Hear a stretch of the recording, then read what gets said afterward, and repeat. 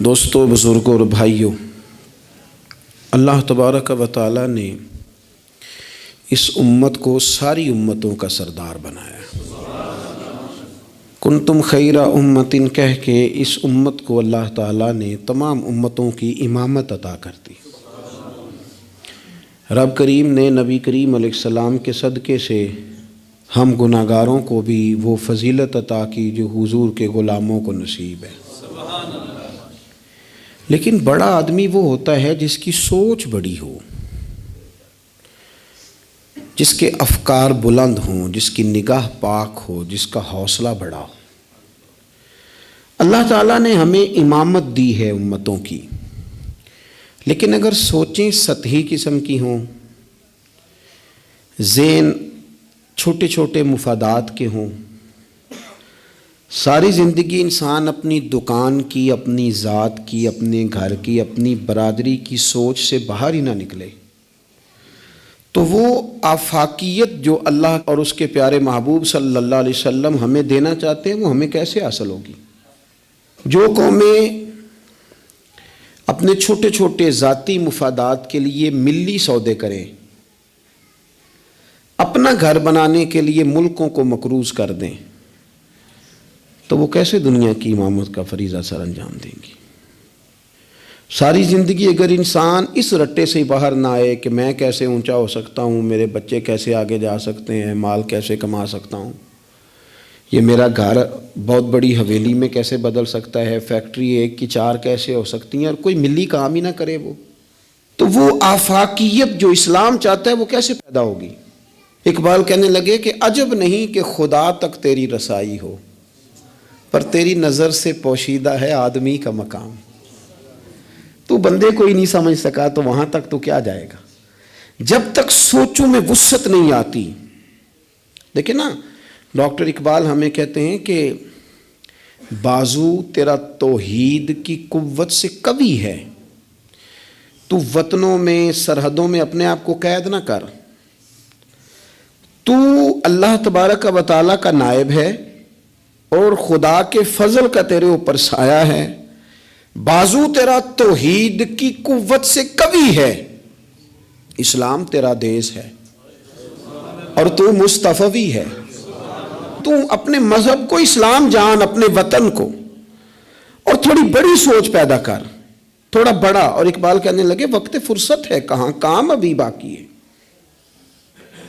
ابھی آرام سے بیٹھ گئے ہو، ابھی آرام سے بیٹھ گئے ہو، ابھی تو دنیا میں رسول اللہ صلی اللہ علیہ وسلم کے نظام کے جھنڈے کو بلند کرنا تھا، حضور کی آفاقی تعلیمات سے پوری دنیا کو تم نے روشناس کرانا تھا۔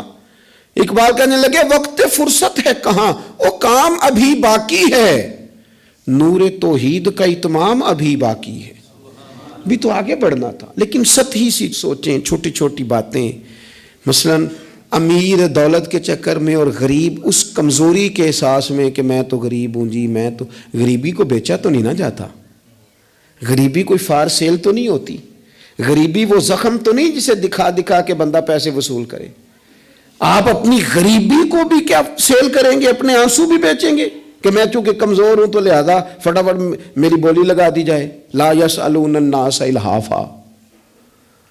قرآن کہتا ہے انہیں بڑی بھی ضرورت ہو تو پھر بھی لپٹ لپٹ کے سوال نہیں کرتے، ان کی سوچیں بڑی ہوتی ہیں۔ وہ کہتے ہیں بندے کیا دے سکتے ہیں، سیٹھ کیا دے سکتے ہیں، نواب کیا دے سکتے ہیں، اللہ رسول سے مانگیں گے۔ ان کی بڑی سوچیں ہوتی ہیں۔ وہ شاعر تھا نا ایک بیچارہ، شاعر ناراض نہ ہو جائیں، یہ بھی بیچارے قابل رحم ہوتے ہیں، ساری دنیا سو رہی ہوتی ہے تو یہ چھتوں پہ پھر رہے ہوتے، کہتے ہیں آمد ہو رہی ہے، تو یہ بھی ایک عجیب بعض اوقات کیفیت بن جاتی ہے۔ تو اس کی بھی حالت کچھ تھوڑی زیادہ ہی پتلی تھی، کپڑے بھی پھٹ گئے، کسی چوک میں مکھیاں بھنک رہی تھیں، تو کسی نے سمجھ لیا کہ شاید غریبی بیچے گا۔ ایک بندہ سیٹھ گزرا تو 5 روپے پھینک گیا،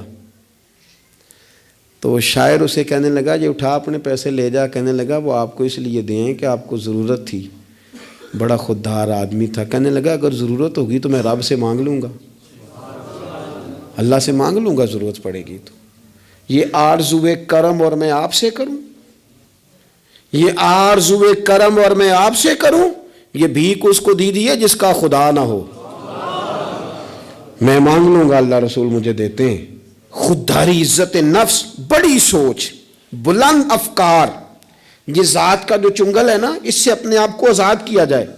میری بات بن جائے، مجھے کو چودھری مان جائے، مجھے کو بڑا مان جائے، کسی کو پتہ چل جائے تعلق ہے، کسی کو پتہ چل جائے فلانے کا نام آتا ہے، کسی کو میں بھئی آپ کمزور ہو جائیں گے، آپ تو بھیک اور خیرات مانگنے لگیں گے عزت کی. آپ کس چکر میں پڑ گئے؟ آپ اپنے ذہن کو بڑا کریں، نگاہ کو بلند کریں، معاملات اس طرح کے کریں. دیکھیں قرآن مجید کیا فرماتا ہے. اللہ کریم نے فرمایا کہ بندوں کی شان یہ ہے کہ وَيُطْعِمُونَ الطَّعَامَ عَلَىٰ حُبِّهِ، وہ لوگوں کو کھانا کھلاتے ہیں پر اللہ کی محبت میں کھلاتے ہیں. کھلاتے لوگوں کو ہیں، پیار پانا چاہتے ہیں رب کا. مسکینم و یتیمم و اسیرا، مسکین کو بھی، یتیم کو بھی اور قیدی کو بھی. کبھی اگلی آیت پر آپ غور کریں نا، فرمائے انما نطعمکم، بے شک وہ کھانا کھلاتے ہیں لوجہ اللہ، اللہ کی رضا کے لیے.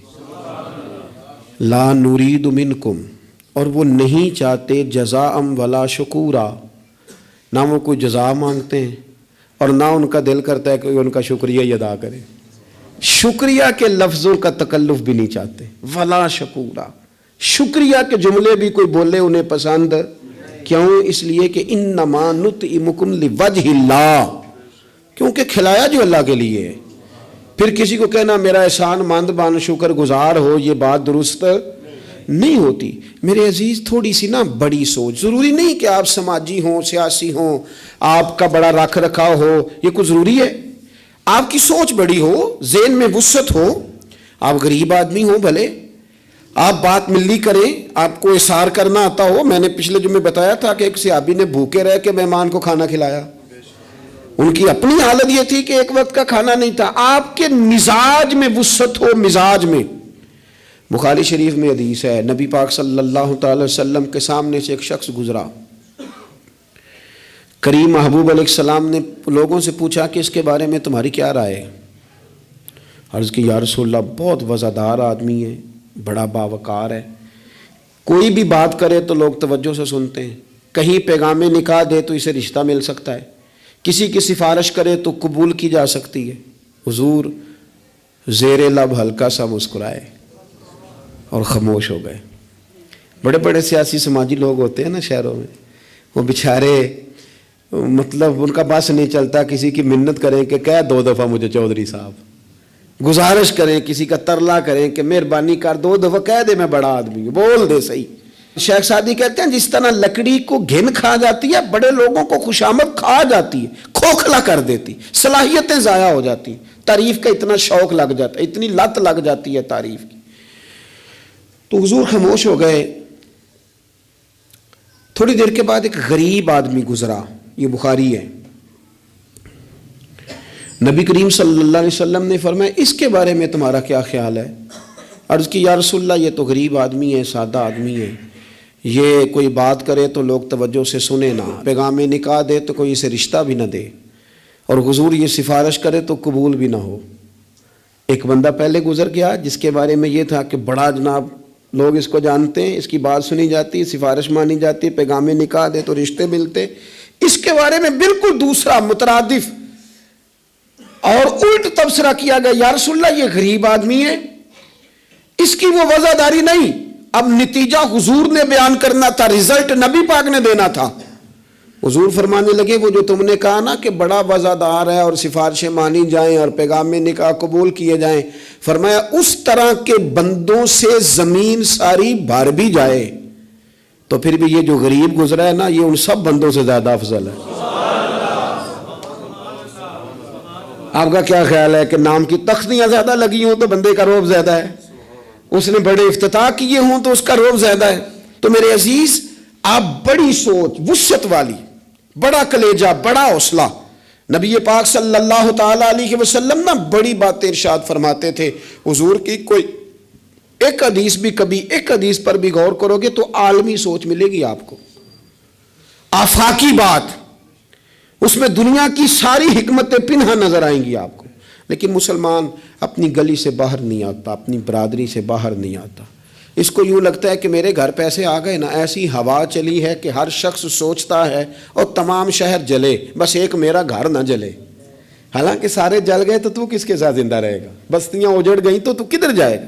آپ اپنی مزاجوں کے اندر وہ وسعت لائیں، وہ بڑائی پیدا کریں۔ اٹھ باندھ کمر کیوں ڈرتا ہے، پھر دیکھ خدا کیا کرتا ہے۔ درویش نے لکھا ہے، وہ کہتے ہیں ایک شخص نے نا، بس تمثیل سمجھانے کے لیے ہوتی ہے نا مثالیں، ایک شخص کسی چیز کی تلاش میں تھا، وہ چیز پہاڑوں پہ ملتی تھی، پہلے بھی کئی لوگ گر گئے، سمجھ لیں کوئی پھل تھا، کوئی جڑی بوٹی تھی، کوئی چیز تھی، پہاڑ بڑا اونچا تھا، وہاں سے ملنی تھی، یہ بھی گیا اس کی تلاش میں۔ تو یہ جب ایک پہاڑ پہ چڑھا تو ڈھلان تھی، پاؤں پھسل رہے تھے، اس نے ہمت نہیں آ رہی، اس نے نا کدال پکڑا، سامان پکڑا لوہا کاٹنے کا، اس نے وہ پہاڑ کاٹ کے تو وہاں 50-60 سیڑھیاں بنائیں۔ پھر اگلے پہاڑ پہ گیا تو وہاں بھی پیر پھسلتے تھے، ڈھلان تھی، چڑھا نہیں جا سکتا تھا، اس کو بھی کاٹا، 50-60 سیڑھیاں بنائیں۔ تیسری پہ گیا تو اس کو بھی کاٹا، سیڑھیاں بنائیں۔ اب بڑے زمانے لگ گئے، کمزور ہو گیا، بوڑھا ہو گیا، موت کا وقت آ گیا۔ کسی پوچھنے والے نے کہا کہ تجھے ملا کیا؟ 3 پہاڑ کاٹ کے تو نے سیڑھیاں بنائی، تو پہنچ سکا نہیں، ملا کیا؟ کہنے لگا تمہیں پتہ ہی نہیں میں کامیاب کتنا ہوا ہوں۔ میں نے اکیلے نے وہ چیز نہیں پانی تھی، اس کو پورے شہر کی ضرورت تھی، جہاں تک میں نے بنا دیا ہے نا، اب جو سفر شروع کرے گا اسی اگلا سفر شروع کرے گا۔ اور میں نے 3 سیڑھیاں تو زندگی میں بنا دی ہے نا، 3 تو میں نے بنائی ہیں، اب جو سفر شروع کرے گا وہ اس سے، اور میں کامیاب ہو کے جا رہا ہوں، میں نے اپنے حصے کا کام کر دیا، میں یہی کر سکتا تھا، یہی مالی دا کم پانی دینا، اوتے پر مشکاں پاوے، اگوں خالق دا کم پھل پھل لانا، لاوے یا نہ لاوے تو ڈیوٹی تو کرنا، اپنی تو ڈیوٹی نہیں کرتا۔ ایک بابا جی بوڑھے تھے، ہاتھ کانپ رہے تھے ہاتھ، تو درخت لگا رہے تھے، ایک سیانہ بندہ گزرا، اس نے کہا بابا جی نہ آپ نے پھل کھانا ہے، اتنی محنت کی کیا ضرورت ہے؟ وہ کہنے لگا پتر ہمارے پچھلوں نے لگائے تھے نا، ان کے پھل ہم نے کھائے ہیں، ہم سوچتے ہیں کہ ہم خود غرض نہ مر جائیں، ہم بھی کوئی پھل لگا دیں، چلو آنے والی نسلیں ہی کھا لیں گی، میں اگلی نسل کا سوچ رہا ہوں۔ بھائی ملی سوچے، قومی، آپ کچھ تو کر جائیں ایسا کہ پھر آنے والوں کو صفر سے نہ شروع کرنا پڑے، کوئی تو ایسی منزل ہو، کوئی تو ایسا رستہ ہو، کچھ تو آپ بنا کے دے جائیں،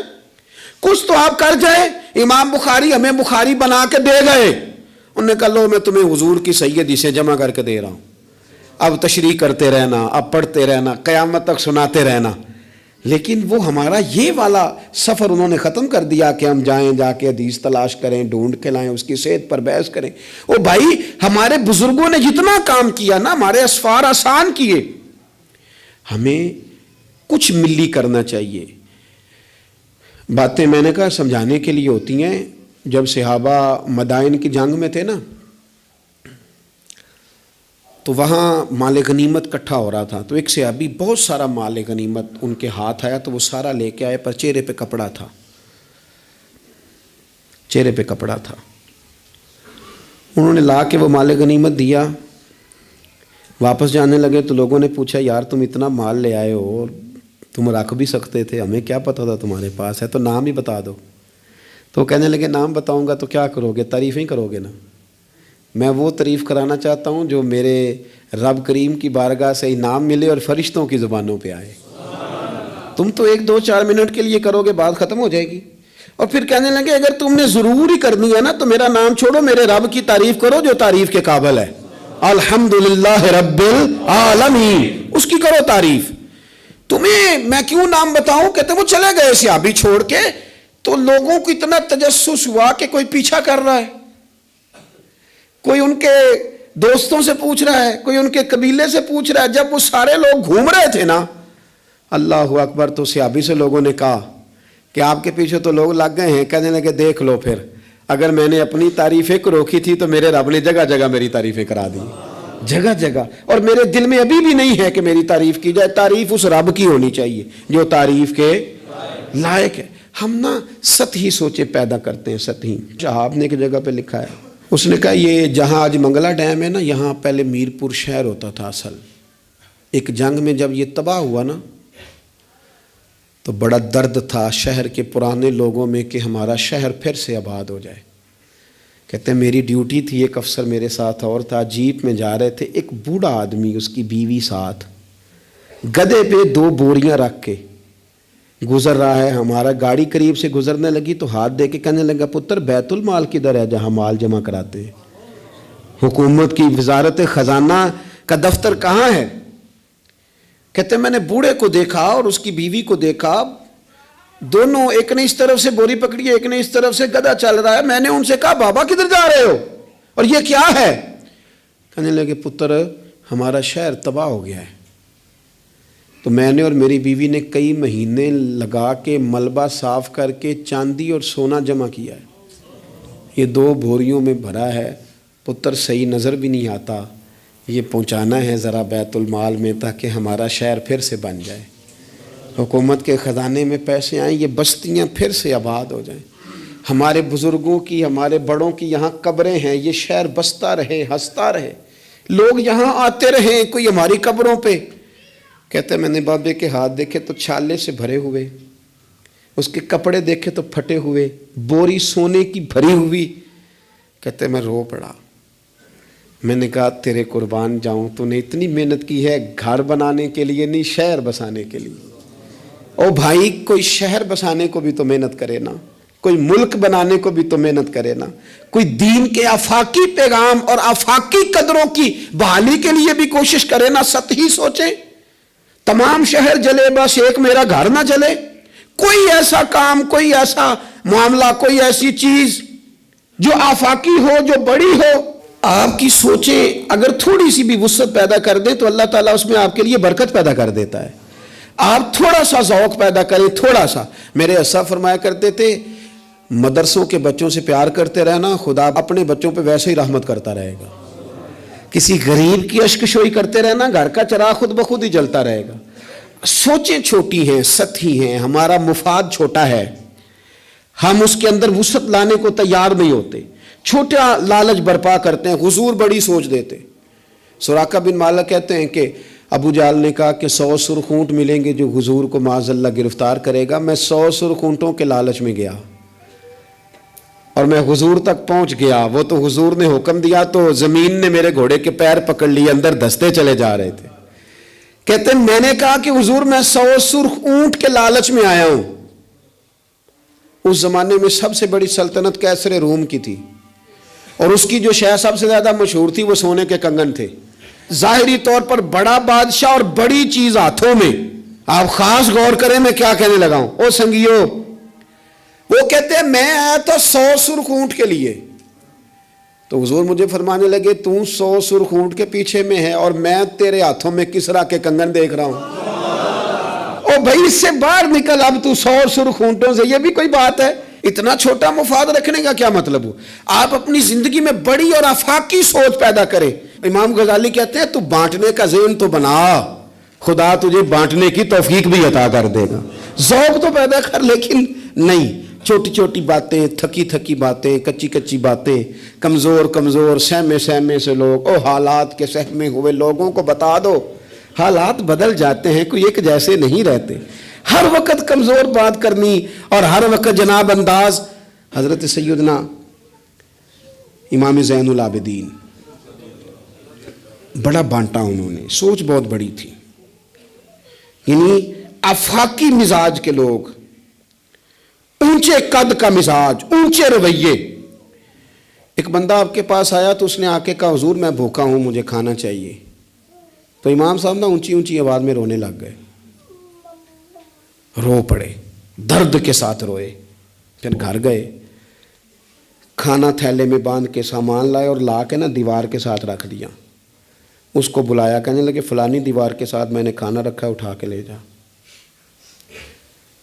आपके साहबजादे कहने लगे अब्बा जी एक तो रोना आपका मेरी समझ में नहीं आया, लोग सवाल कर ही लेते हैं, और फिर ये कि आपने दीवार के साथ रखा था उसे दे देने में क्या हरज था। तो इमाम साहब फरमाने लगे पुत्र रोया इसलिए हूं कि यार वो भूखा था और मुझे पता ही नहीं था, पता नहीं कितनी भूख सह कि उसे कहना पड़ा है। दर्द आया है कि खुदा सवाल करेगा कि तेरे पड़ोस में बंदा भूखा था, उस गली में भूखा था, तुझे पता ही कोई नहीं था। रो पड़ा हूं कि मुझे खबर होनी चाहिए थी। और वहां इसलिए रखा है कि हमेशा लेने वाला हाथ देने वाले हाथ से छोटा होता है, लेने वाला हाथ नीचे होता है, देने वाला ऊपर होता है। آپ فرماتے ہیں میری طبیعت نہیں مانتی کہ کسی مومن کا ہاتھ میرے ہاتھ کے نیچے آئے. یہ سارے ہاتھ شانوں والے ہیں، لہذا میں ہاتھ سے پکڑاتا ہی نہیں. میں کسی کی نظر کیوں جھکاؤں؟ کیوں کسی کو اس طرح کا کروں کہ اس کی نظریں جھک جائے میرے سامنے کہ مجھے اس نے دیا ہے اور وہ شکر گزار بنے. میں یہ کام، اس کسی نے کہا تھا نا کہ یوں تو ہر ایک کو شیطان سے ڈر لگتا ہے، اور مجھ کو اس دور کے کچھ انسانوں سے ڈر لگتا ہے، اور جس کی ہر بات میں پوشیدہ ہو نشتر کی چبھن، ایسے ہر صاحب احسان سے ڈر لگتا ہے. اس نے احسان کر کے پھر نشتر چبھونے، اس سے ڈر آتا. فرمایا میں نہیں چاہتا. اتنی بڑی سوچیں جب لوگوں کی ہوتی ہیں تو پھر میرے بھائی انداز اور ہوتے ہیں. کچھ لوگ ایسے ہوتے ہیں کہ وہ پہلے قوم کا درد رکھتے ہیں، لیکن پھر جب انہیں دولت مل جاتی ہے، کوئی عہدہ مل جاتا ہے، پھر اس طرح کے نہیں رہتے. بعض لوگ پہلے نیک ہوتے ہیں، بڑے پرہیزگار ہوتے ہیں، غریبوں کا درد رکھتے ہیں، ان کی سوچیں سلجھ، پھر ان کو عہدہ مل جاتا ہے، پھر آہستہ آہستہ وہ کہنے لگ جاتے ہیں سارا ٹھیک ہے جی، کدھر ہے مہنگائی؟ کچھ بھی نہیں. جب تک کرائے کی گاڑی میں سفر کرتا ہے تب تک تو وہ کہہ رہا ہوتا ہے کہ کتنا کرایہ بڑھا دیا آپ نے، 5 روپے اضافہ کر دیا. اور جب وہ اپنی گاڑی میں بیٹھے پھر وہ جو بس کے پیچھے ہوتے ہیں وہ بیوقوف نظر آتے ہیں. کیوں؟ اب تو اس کے پاس پجارو ہے، اس کو کیسے وہ لوگ اب بھلے نظر آئیں گے. لیکن وہ بھائی ابھی بھی ہیں کچھ گھر جہاں رات کو یہ ڈسکس ہوتی ہے کہ شادی آ گئی ہے ملتان، تو کرایہ کہاں سے پورا کرنا ہے؟ کرایہ تھوڑا ہے، لہذا بچے رہنے دو، خود چلے جاتے ہیں، وہاں کچھ دینا دلانا بھی پڑے گا. ابھی بھی ہیں لوگ جو بیچارے ادھار پکڑ کے بیاہ پہ کرایہ لگاتے ہیں، لیکن جب سوچ کسی کی وہ رہتی نہیں. عبد الملک بن مروان بڑا نیک کہلاتا تھا، فقہا میں شمار ہوتا تھا. اتنی مسجد میں بیٹھ کے عبادت کرتا تھا کہ اس کو حمامت المسجد، مسجد کا کبوتر کہنے لگ گئے لوگ. لیکن پھر اس کے خلیفہ بننے کا اعلان ہوا. جس دن اعلان ہوا اس دن بھی مسجد میں بیٹھا تھا. پھر اس نے قرآن مجید رکھ کے نا الماری میں، تو کہنے لگتا ہے اب میری اور قرآن کی جدائی ہونے لگی. پھر وہ یہی شخص تھا جس نے حجاج بن یوسف جیسا ظالم آدمی گورنر بنایا. یہ وہی تھا جس کے دور حکومت میں حضرت عبداللہ بن زبیر جیسے لوگ شہید کیے گئے. بس وہ کیفیت ہی نہیں رہی. منصب مل گیا، عہدہ مل گیا تو ختم ہو گئی بات. لیکن کچھ لوگ حضرت عمر بن عبدالعزیز کی طرح کے بھی آئے، اتنا قیمتی لباس پہنتے تھے کہ دنیا عش کر اٹھتی تھی، لیکن وہی عمر بن عبدالعزیز تھے کہ جب خلیفہ بنے تو پھر انہوں نے کہا اس طرح کا پہنوں گا جس طرح کا میری رعایا کا غریب آدمی پہنتا ہے. بیوی سے کہنے لگے مجھے رکھنا ہے کہ مال دولت رکھنا ہے؟ اس نے کہا آپ کو رکھنا ہے. وہ ایک خلیفہ کی بیوی، ایک بادشاہ کی بہن، ایک بادشاہ کی بیٹی تھی، پر سارے زیور خیرات کر دیے، غریبی کی زندگی گزاری. کچھ لوگ نہیں بدلتے، کچھ عہدہ آ گیا، مال آ گیا، روح بھی بدل گیا.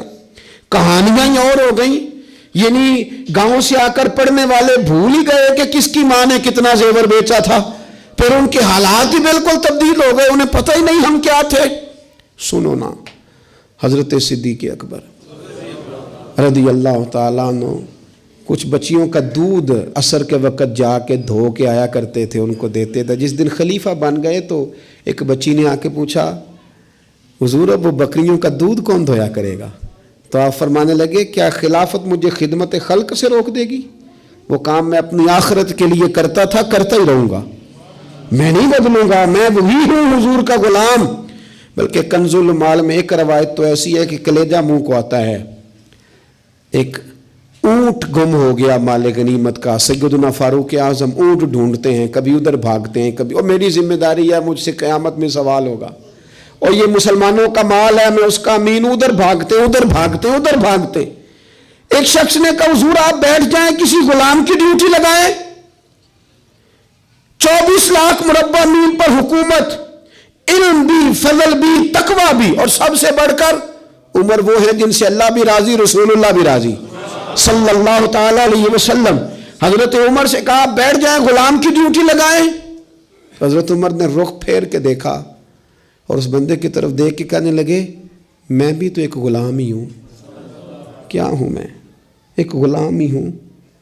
میں ایک غلام ہی ہوں. اتنے محل چڑھایا سانیاں، غلام ہی ہوں میں. کیا ہوں میں؟ جب آپ نے یہ لفظ کہے تو وہ بندہ کہتا ہے نارمل بات تھی، میرے بھی آنسو نکل آئے. यार ये भी कोई अंदाज होता है। लेकिन भूल गए लोग, अपनों को भूल गए, अपनों को भूल गए, अपने करीबियों को भूल गए। दौलत आई तो फिर वो मोहल्ला पसंद ना आया, फिर घर सोसाइटी में बन गया, फिर यार बदल गए, फिर रिश्तेदारियां बदल गईं, फिर हालात और हो गए। अपनी सोचें बड़ी करें, ज़हन बड़ा करें, अपने अंदर तगय्युर ना लाएं। आप आफाकी बन जाएं, ज़हन बड़ा हो तो खुदा अता भी बड़ा ही करता है। अल्लाह समझने की तौफीक अता फरमाए। आखिर दावा। मोर वीडियोस के लिए हमारे चैनल को ज़रूर सब्सक्राइब कीजिएगा ताकि हर आने वाली वीडियो बआसानी आप तक पहुंच सके।